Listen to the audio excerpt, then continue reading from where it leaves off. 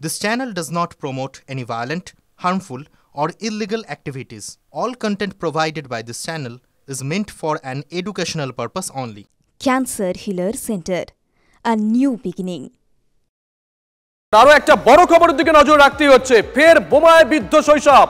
বহরমপুর থানার ৪৯ পাড়ায় বোমা ফেটে গুরুতর জখম শিশু। ঠিক কি ঘটেছে? কৌশিক আমাদের সঙ্গে রয়েছেন টেলিফোনে, আমাদের সহকর্মী কৌশিক। দেখো, যে ঘটনাটি ঘটেছে, যে মামার বাড়ি এসেছিল এবং তারপর কলাবাগানে খেলতে গেছিল এবং সেখানে একটি ব্যাগ কুড়িয়ে পায় এবং সেই ব্যাগের মধ্যে কিন্তু বোমা ভরা ছিল এবং সে জানতো না, সে বাড়ি নিয়ে আসে এবং সেখানে ঘটে বিপত্তি এবং বিস্ফোরণ ঘটে। এবং শুধুমাত্র যে শৈশব আক্রান্ত হয়েছে এমনটা নয়, তার মাও কিন্তু গুরুতর জখম হয়েছে।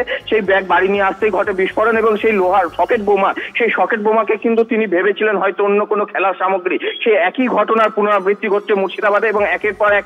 এই শুধুমাত্র আজ এমনটা নয়, শৈশব এর আগেও কিন্তু আক্রান্তের ঘটনা, অর্থাৎ বোমা ফেটে গুরুতর জখমের ঘটনা। সঙ্গে কৌশিক, তুমি যে কথাগুলো বলছিলে ছবিগুলো একবার দেখাই। একই সঙ্গে ৬টা ছবি আমরা দেখাচ্ছি, ৬টা জায়গার ছবি। মুর্শিদাবাদ, টিটাগড়, কুলপি, মালদা, মুর্শিদাবাদ, ব্যান্ডেল, পরপর তারিখ দিয়ে আমরা দেখাচ্ছি। এই মুহূর্তে আমাদের সঙ্গে রয়েছেন অবসরপ্রাপ্ত পুলিশ কর্তা অরিন্দম আচার্য। অরিন্দম বাবু, আমরা ৬টা ছবি দেখাচ্ছি একটা ঘটনার পরিপ্রেক্ষিতে। ঘটনাটা হচ্ছে আজকে মুর্শিদাবাদে, সেখানে আবারও বোমা ফেটে শৈশব আক্রান্ত হয়েছে। কিন্তু এতে একটা ঘটনা নয়, ৬টা ঘটনা দেখাচ্ছি আমরা। বারবার কেন হচ্ছে এটা? মানে আমরা কি আমাদের আগামী প্রজন্মকেও সুরক্ষা দিতে ব্যর্থ? দেখুন, এই ঘটনা তো আপনারাই প্রথম দেখাচ্ছেন না, এটা তো বহুদিন থেকে আপনারা দেখাচ্ছেন যে শৈশব আজ অন্ধকারের পথে, তাদের কোনো দিশা নেই। দিনের পর দিন এইভাবে বোমা।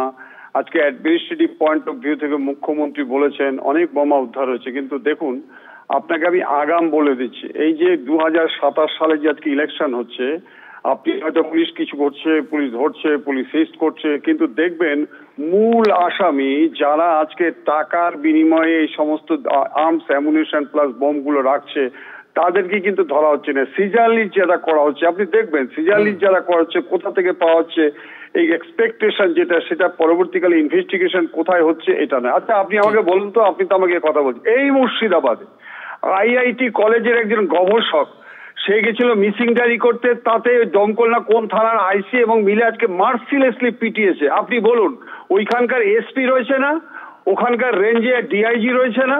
আপনি আজকে আমাকে বলছেন যে আইআইটি কলেজের ছেলে মিসিং ডায়েরি, আপনি দেখে নিন। বুঝতে পেরেছি। আপনি অধ্যাপক ইমন কল্যাণের কথা বলছিলেন। অসংখ্য ধন্যবাদ আপনাকে, অসংখ্য ধন্যবাদ আপনাকে।